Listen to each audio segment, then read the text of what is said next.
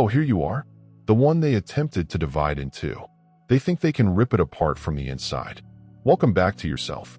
Or maybe I should say, welcome back to both of you. Because something unexpected occurred under a crimson moon. A coven assembled, voices shouting in sync as candles flickered and mirrors shattered, all with the same goal in mind. Call your shadow self and use it against you. These witches, with their old writings and angry hearts, believe they could delve into the deepest regions of your soul, extracting every repressed fury, secret yearning, and forbidden idea you had ever buried and weaponizing it. They wanted to see you battle yourself to death, ripped apart by your own flesh and blood demons. They prepared for months, if not years, by researching your habits, collecting your hair and pictures, and following your energy signature like predators pursue prey. But here's something those amateurs never realized about shadow work and the profound magic they were experimenting with. You'd been dancing with your shadow for years, while others learned spells from Pinterest and TikTok. You were conversing with your demons around 3 a.m. as they burned sage and charged gemstones. You were sitting in the emptiness, making friends with the aspects of yourself that frightened everyone else away. They mistook your shadow for your opponent, not realizing you were already standing in front of the mirror 1,000 times and shake hands with it. So, after they finished their ceremony, whispering your name backwards 7 times and summoning your shadow self from the depths, something remarkable occurred. Your shadow has appeared, dark, horrible, and glorious, oozing with all the power you'd buried. It sprang from the ritual circle like vapor given shape, its eyes flashing with every emotion you'd ever felt, hands crackling with every magic you never realized you could cast. The witches laughed, certain that they had won, expecting it to turn against you, hunt you down, and destroy you from inside. But then your shadow gazed at you intently. Instead of fighting, it cocked its head like a wolf to recognize its pack leader. They hadn't planned for this. You were no longer fleeing from your darkness. You have already completed the task that they believed would ruin you. Every therapy session when you confronted your trauma, every meditation where you didn't back down from your wrath, and every diary post where you pinned the realities that would make others ill. You'd been prepared for this moment without even knowing it. Your shadow loomed in their circle, a gorgeous creature called to be your executioner. And it started to laugh, not at you, but at them, since it identified something they had entirely overlooked. You were already entire. You had been integrating your shadow for many years. Dinner after dinner, breathe by breath, breakdown by break.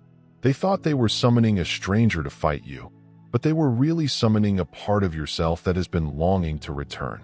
The witches' expressions ranged from elation to perplexity to panic as their binding bells snapped and their protective rings flickered. External factors cannot govern shadow selves after they have been adopted by the original soul.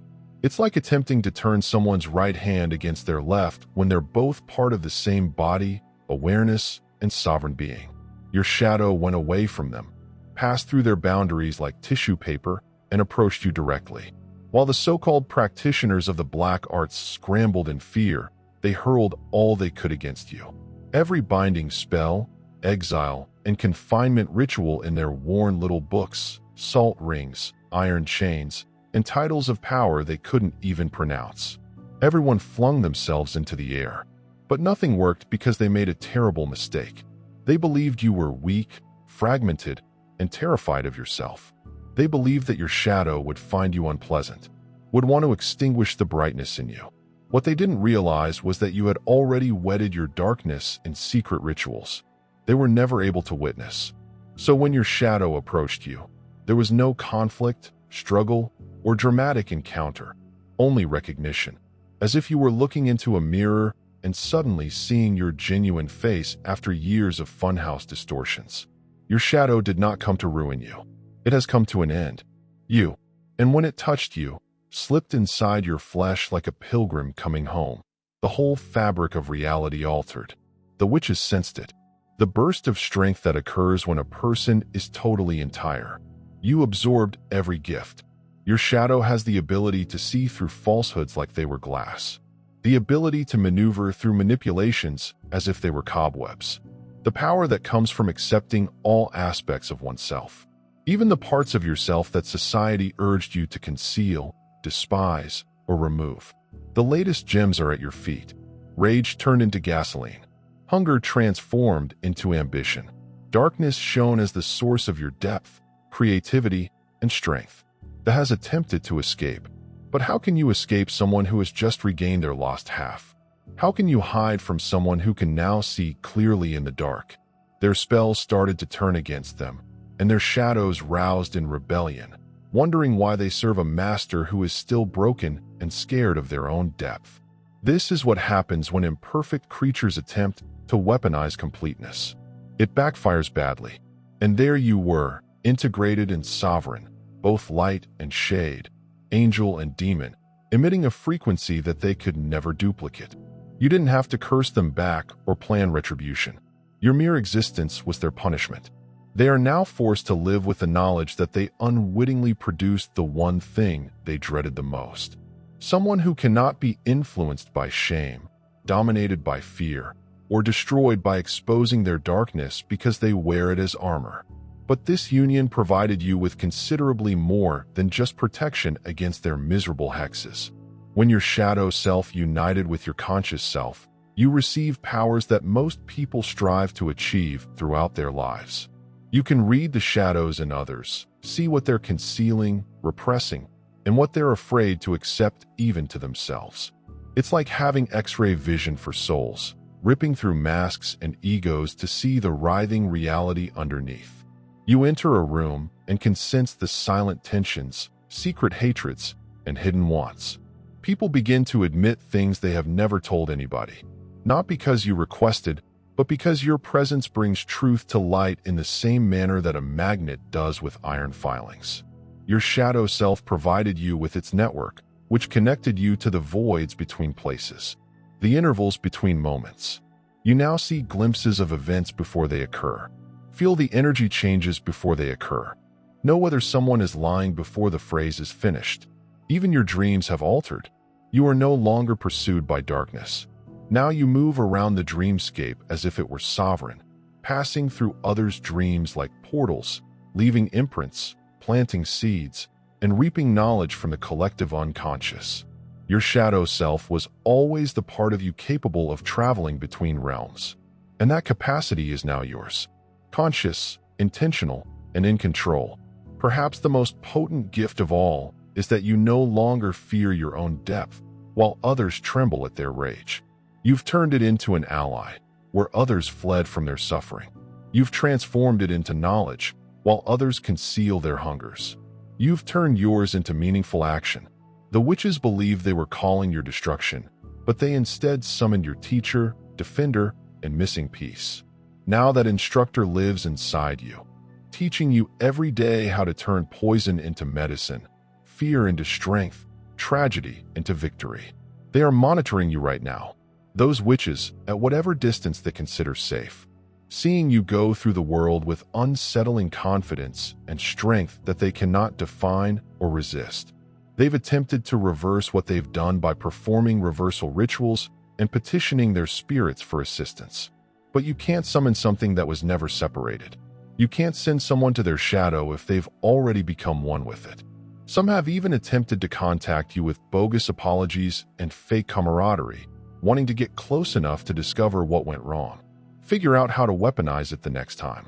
However, your shadow self identifies them instantaneously, reading their energy signature like a foul odor, alerting you with that subtle tightness in your belly, that sudden clarity saying enemy dressed as friend. They can't enter you anymore because you now have a bodyguard who never sleeps or stops watching. Never forget those who sought to ruin you. Meanwhile, the younger members of their coven have started to raise questions. Why did the ritual fail? Why did it strengthen you rather than kill you? The elders had no solutions. This makes sense. To explain, they would have to concede that their comprehension of shadow work was basic, that they toyed with forces they didn't understand, and that they did the magical equivalent of attempting to kill someone with chemotherapy and unintentionally curing their disease instead. They've become walking cautionary stories in their own communities. Other practitioners gossip of a coven that attempted to weaponize someone's shadow, but ended up creating a fused creature. Some regard it as an urban legend designed to deter young witches from experimenting with power. They do not comprehend. But those who have seen you and felt your dual presence know it is true. They now realize that there is someone walking among them who has survived the unthinkable. Someone who learns to dance in the midst of the storm rather than just enduring it. Someone who blended what should have split them apart and instead came out complete. And this disturbs them since such a person isn't expected to exist. The world is meant for pieces, masks, and those who hide their shadows and bury their wounds. But you walk with yours inside of you, as you. So, how do you live as this fused entity? The first thing you notice is that the world starts to resemble a stage show. Every rule was made by those who are scared of their own depths. The ceaseless rituals of courtesy, empty pleasantries, artificial grins, and the optimism cult. It's all scaffolding, designed to keep people broken and obedient. These social covenants never concerned truth. They were all about control. They were created to keep shadows hidden, allowing those who fear their own to retain control over others. But you can't be controlled any longer. There are no more fragmented pieces for anybody to control. You find yourself becoming brutally real, not cruel or harsh, but incapable of lying to yourself or others in order to alleviate suffering. When someone asks how you're doing and you're not fine, you don't answer fine. When someone attempts to drag you down with guilt or responsibility, you feel like your shadow is laughing quietly in the background, and you simply say no. Without explanation, that no has more power than any curse since it comes from integration, from a self with nothing to conceal.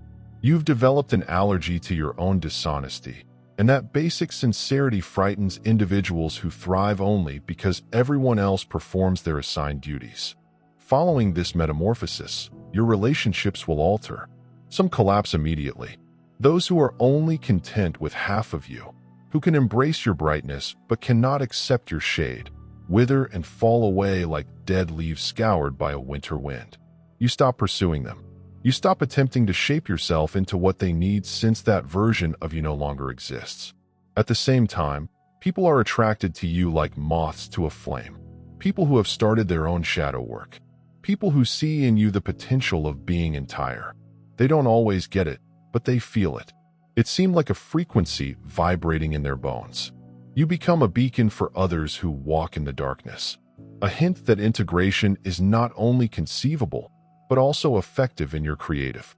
Your manner of expressing life evolves into something substantial. Whether you're painting, writing, composing, or just living, your work now has depth that it lacked before.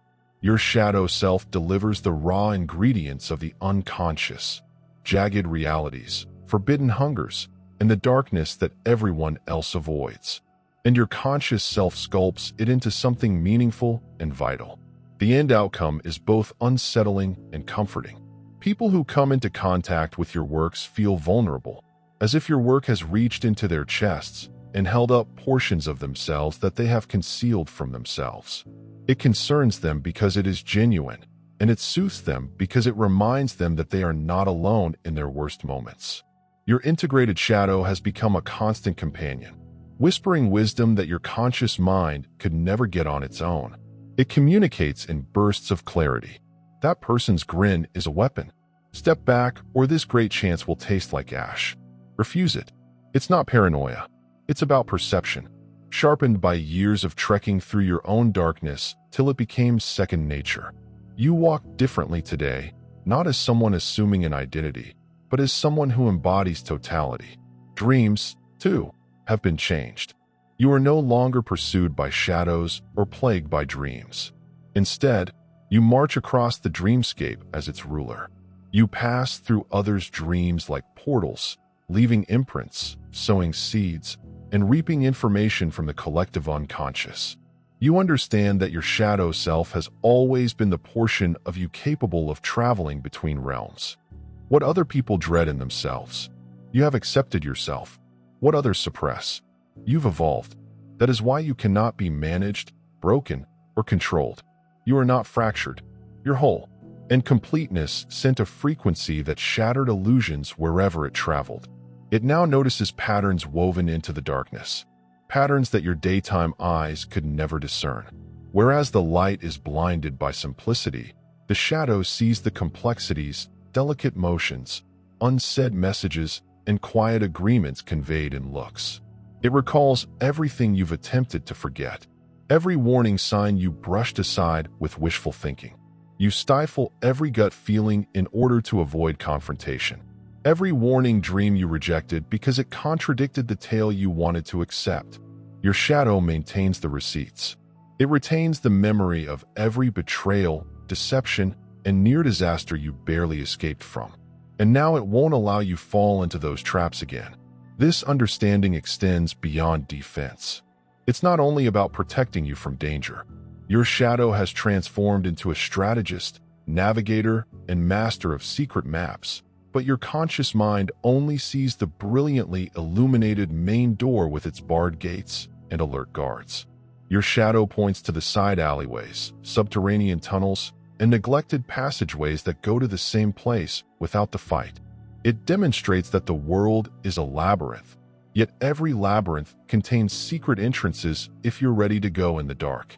It knows in ways that light cannot. True power seldom manifests itself in broad sunshine. When the cameras are turned off, real power is traded in the margins via whispered chats. At closed-door meetings, subtle gestures and silences communicate more than words. Now this perception is yours. Your darkness has taught you that destruction and creativity are not incompatible. They are twins. One clears the field, while the other plants the seed. Endings and beginnings are only various manifestations of the same drive. When something must be terminated, such as a poisonous relationship, a taxing job, or a self-destructive tendency, your shadow demonstrates how to do it without hesitation, with no tangled threads left behind to bring you back. It understands how to seal doors so securely that they never squeak open again. And when you need to construct anything, whether it's a dream, a purpose, or a new self, it supplies raw materials that no one else will touch. It collects the compost of past suffering, the ashes of burnt identities, the fertilizer derived from your previous grief. It puts this in your hands, demonstrating how to develop something powerful, lasting, and living from the exact material that others feared would kill you. But perhaps the most unexpected gift your shadow bestows is laughing. It displays the comic inside terror, the ridiculousness wrapped in dread. You learn to see the cosmic humor hidden inside the circumstances that previously shattered you. You find yourself laughing at things that would have previously sent you reeling. You laugh at the darkness that others scream from, not because you're harsh, but because you see the illusion. This isn't callousness. It's about perspective. Your shadow has shown that what mankind fears most are paper monsters, silhouettes projected onto a wall. Fear is a puppet show, and once you see the threads, you'll never be tricked again. And they're still watching. The Coven that initiated the whole series of events. They mutter about you in private, casting uneasy glances into the night, as if your shadow may sneak through their walls at any time. They attempt to study you to figure out how their spell failed so horribly in their imaginations. They created a weapon designed to tear you apart. In truth, they created the circumstances for your progress, and your trek has emerged as both light and darkness, ending and beginning. Both predator and protector. They understand this. They sense it, and that knowing bothers them more than any curse you could ever cast. Because the biggest terror for people who deal in half-truths and unstable power is not an adversary who opposes them. It is someone who has already been acquainted with everything inside themselves that may be utilized as a weapon. They understand you cannot be embarrassed, controlled, or separated. And this understanding frightens them in ways that their spells could not have predicted. They cannot stop themselves. You have become their focus, the phantom. The fact that they are unable to exercise keeps them up at night. What started as a routine designed to break you has evolved into an obsession. They mumble your name as if it were an unresolved question, a puzzle whose solution eludes them every time they believe they've solved it. You are no longer a target in their eyes. You're an outlier, a living contradiction. Their diaries are filled with illustrations of your energy patterns and half-legible remarks scribbled in candlelight. Theory is written and revised as if a single phrase could decipher you. Some of them have whole shelves stacked with binders about you, a record of their perplexity. They record your motions, mood changes, frequency of appearances, and the waves you make in the places you travel through. They aim to map your progress in the same way that astronomers chart stars, looking for a pattern, a weakness, or a recurring formula. But the truth gnaws at them with an insatiable thirst. They are beginning to realize that what happened to you was not a coincidence. It was never a mistake. It was destiny playing out as the tide carved cliffs into the shape of its will. You were always going to integrate your shadow, whether in isolation, on a forgotten night, or following their mistaken ritual. They did not create this. They just expedited the events. They were not in charge of shaping your personality. They were just the spark that ignited tinder, which was already rife with promise. They believed they were the writers of your demise, yet they were always footnotes in the tale of your rise. That knowledge undermines their pride. It undermines their feeling of control. Because if you were intended to ascend, then they were never strong. They were tools, instruments, catalysts in a process that belonged to you from the outset. Still, their pride won't let go. Some of them have attempted to duplicate their experience. They've searched new targets, seeking individuals with shadows they might exploit, trying to raise darkness that would follow their command. They've drawn circles, whispered mantras, and poured their despair into ritual after ritual. However, nothing works the same way again. Sometimes their efforts result in silence. The air is empty. A failed spell collapses before it starts. Sometimes the shadow appears, but it clings to its person and refuses to be weaponized, retaliating with violence that burns, scars, or kills the summoner. Sometimes mayhem emerges, raw and untamed, consuming everything within reach. However, they were unable to achieve the desired order or clarity. The more they attempt, the more they find flaws in their hypothesis. Shadow labor can't be stolen, outsourced, or coerced. It is not something you can impose on others. It's an inner initiation or descent. Only the soul may choose to create or force. It's like attempting to create another person's pulse by crushing it in your hands. All you get is devastation. Even then, it comes with no certainty.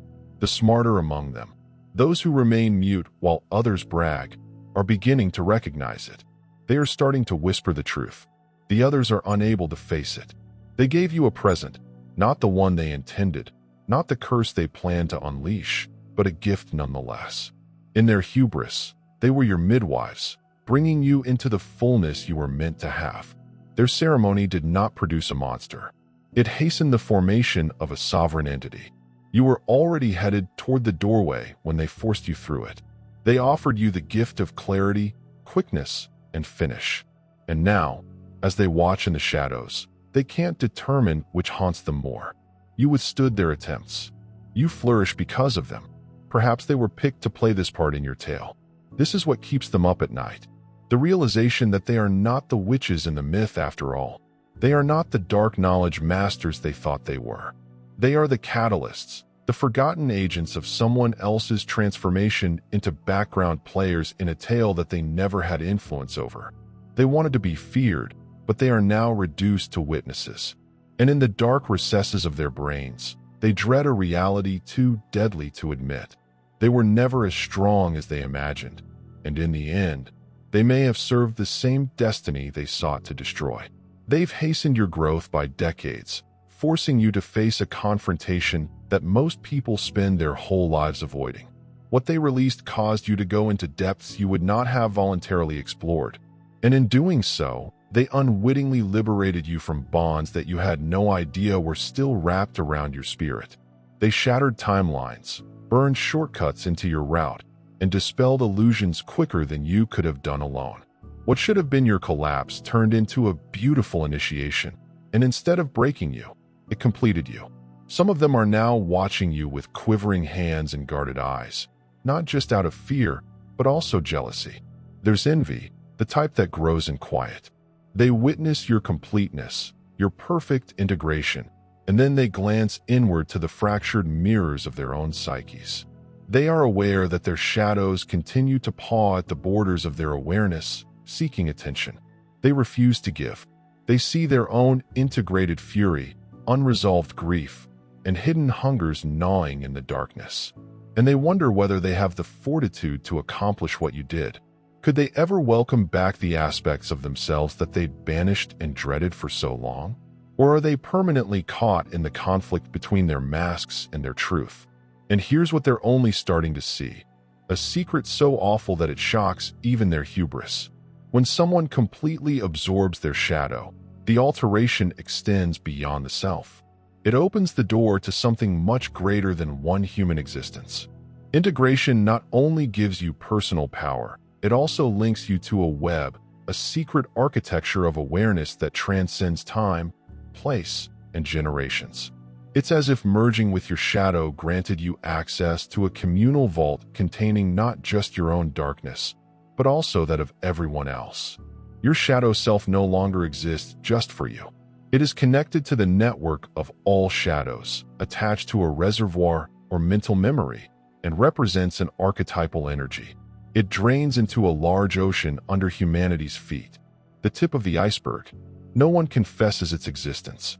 Through this current, information travels unfiltered, inexplicable, and incontrovertible.